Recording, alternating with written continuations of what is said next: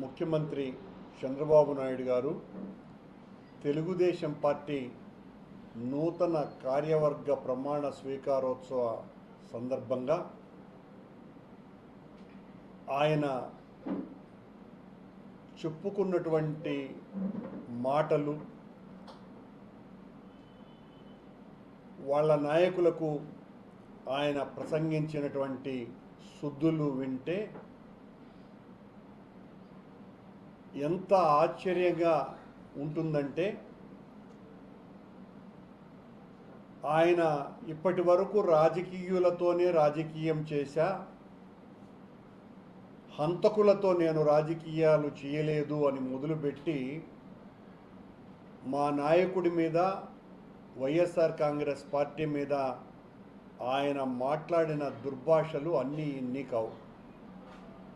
చంద్రబాబు గారు మమ్మల్నేదో ఓసిడి ఉన్నటువంటి వ్యాధిగ్రస్తులని, సిసిడి వ్యాధిగ్రస్తులని రకరకాలైనటువంటి మాటలు మాట్లాడినారు.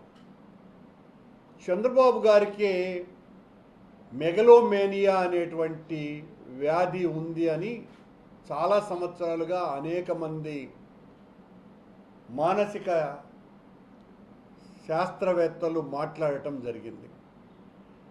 ఉన్నది లేనట్టుగా భ్రమించి తనను తాను చాలా ఉన్నతుడుగా చిత్రీకరించుకొని ఆయన చెప్పేటువంటి సుద్దులు అన్నీ ఇన్నిగా.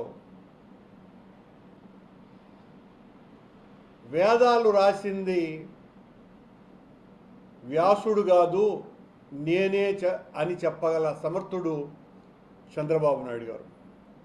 భగవద్గీత శ్రీకృష్ణుడు చెప్పలేదు, నేనైతే మరింత బాగా చెప్పేవాడిని అని చెప్పుకోగలిగేటువంటి ఉన్నతుడు చంద్రబాబు గారు.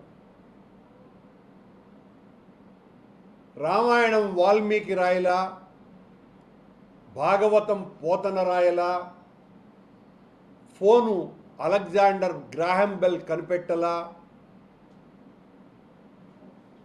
పరిణామ సిద్ధాంతాన్ని డార్విన్ కాదు నేనే ఆవిష్కరించినాను అని చెప్పి నమ్మించగలడు చంద్రబాబు నాయుడు గారు.